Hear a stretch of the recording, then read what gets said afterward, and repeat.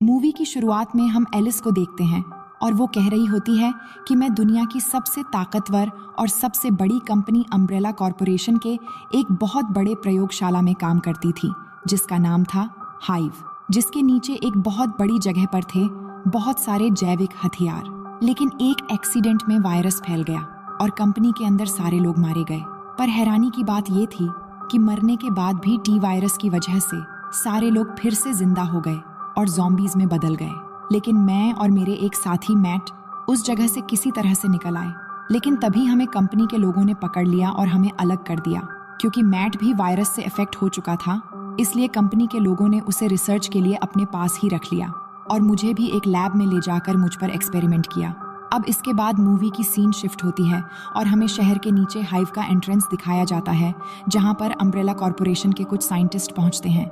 और जैसे ही वो लोग दरवाजा खोलकर आगे बढ़ते हैं तो बहुत सारे वायरस से अफेक्टेड ज़ॉम्बीज आकर उन पर हमला कर देते हैं। जिसके बाद हम देख पाते हैं कि अम्ब्रेला कॉरपोरेशन के कुछ वर्कर्स कंपनी के डॉक्टर एशफर्ड के पास पहुंचते हैं और उन्हें अपने साथ चलने के लिए कहते हैं। लेकिन वो अपनी बेटी के बिना जाने से मना कर देते हैं। पर इसके बावजूद भी वो लोग डॉक्टर को जबरदस्ती अपने साथ ले जाते हैं और उनकी बेटी को भी स्कूल से पिकअप कर लेते हैं। लेकिन जब उनकी बेटी स्कूल से आ रही होती है तभी गाड़ी की एक्सीडेंट हो जाती है। जिसके बाद हमें 13 घंटे बाद का सीन दिखाया जाता है, जहां पूरे शहर में चारों तरफ तबाही मची हुई थी, क्योंकि ज़ॉम्बीज लोगों पर अटैक करके उन्हें बहुत ही बेरहमी से मार रहे थे। इसीलिए पुलिस स्पेशल टीम की एक हेड जिसका नाम है वैलेंटाइन, वो स्टेशन पहुंचती है और वहां पर मौजूद सारे ज़ॉम्बीज को मारने लगती है। साथ ही वहां मौजूद एलजे को भी आजाद कर देती है। फिर हम अम्ब्रेला कॉरपोरेशन के लीडर टिम्टी को देखते हैं, जो एलिस को एक प्रोजेक्ट की तरह यूज कर रहा होता है और उसे नींद से जगा देता है। फिर हम एलिस को देखते हैं, जिसके पूरे शरीर में नीडल्स लगे होने की वजह से उसे काफी दर्द हो रहा होता है और दर्द की वजह से वो काफी जोर से चिल्ला रही होती है।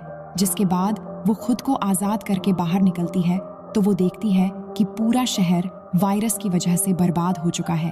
अब अगले सीन में हमें पता चलता है कि रेकून सिटी के चारों तरफ एक दीवार है और वहां से बाहर जाने का सिर्फ एक ही एग्जिट गेट है, जहां पर अम्ब्रेला कॉरपोरेशन के लोग इन्फेक्शन से बचे हुए लोगों को शहर से बाहर निकालने का इंतजाम कर रहे थे।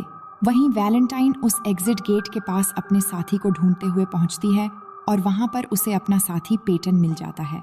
लेकिन उसी समय लोगों के बीच में एक आदमी अचानक ज़ॉम्बी में बदल जाता है और पेटन को काट लेता है।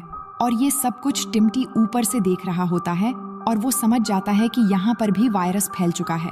उसके बाद वो एग्जिट गेट को बंद करवा देता है, जिससे शहर के बहुत सारे लोग शहर के अंदर ही रह जाते हैं। जिसके बाद टिम्टी वहाँ मौजूद सभी लोगों को अपने घर वापस जाने के लिए कहता है और उनके न मानने पर गोलियां चलाने का ऑर्डर दे देता है, जिससे मजबूर होकर सभी लोग वापस अपने घर की तरफ लौट जाते हैं। वहीं इसी तरफ हमें डॉक्टर एशफर्ड को दिखाया जाता है, जिनके पास टिम्टी पहुंचता है और उन्हें वहां से निकलने के लिए कहता है। पर डॉक्टर अपनी बेटी के बिना वहां से जाने के लिए बिल्कुल भी तैयार नहीं होते, इसलिए वो कैंप में ही रुक जाते हैं। जिसके बाद वो अपनी बेटी की बॉडी पर लगाए हुए पर्सनल ट्रैकर की मदद से उसे ढूंढने की कोशिश करते हैं और उन्हें पता चलता है कि उनकी बेटी अभी भी स्कूल में ही मौजूद है।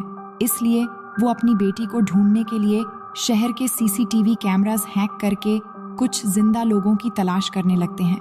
तभी उन्हें एलिस दिखाई देती है, जो लैब से बचकर निकलने के बाद उसी हालत में अभी भी बाहर घूम रही थी। इसके बाद वो एक ऐसी जगह पहुंचती है जहां उसे हथियार और कपड़े दोनों ही चीज मिल जाती है।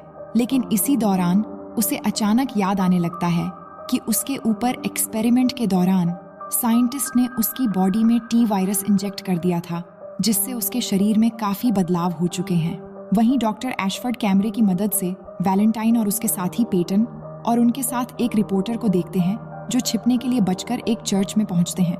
लेकिन अंदर जाने के बाद उन्हें एक आदमी मिलता है, जो उन्हें गन पॉइंट करके कहता है कि ये चर्च मैंने पहले ढूंढा था, तुम लोग यहाँ क्यों आए हो? लेकिन वो कहते हैं कि हम सब यहाँ रह सकते हैं।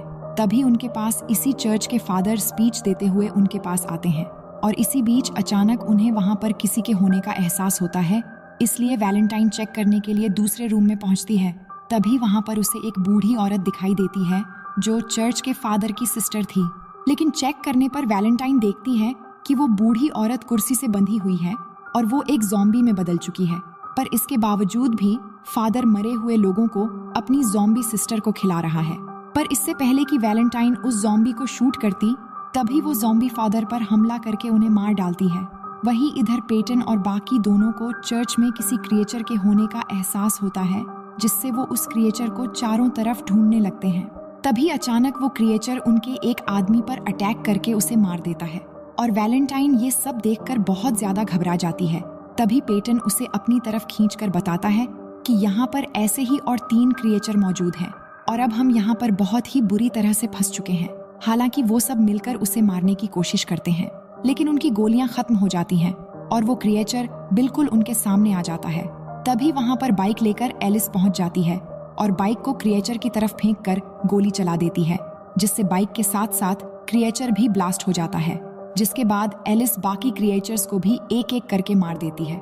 दूसरी तरफ हमें दिखाया जाता है कि शहर के लोग धीरे धीरे बड़े तादाद में वायरस से अफेक्ट हो रहे हैं और ज़ॉम्बीज में बदल रहे हैं और अम्ब्रेला कॉर्पोरेशन के सोल्जर्स को भी अपना शिकार बना रहे हैं। लेकिन सोल्जर्स ज़ॉम्बीज का सामना करते हुए किसी तरह से अपनी जान बचाकर वहां से निकल जाते हैं।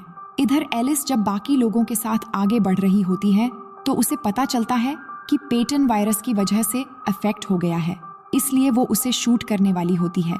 पर वैलेंटाइन उसे ऐसा करने से मना कर देती है। तभी इसी दौरान वहीं पर कब्रिस्तान के नीचे से मुर्दे ज़ॉम्बी बनकर बाहर निकलने लगते हैं और सभी पर हमला करने लगते हैं।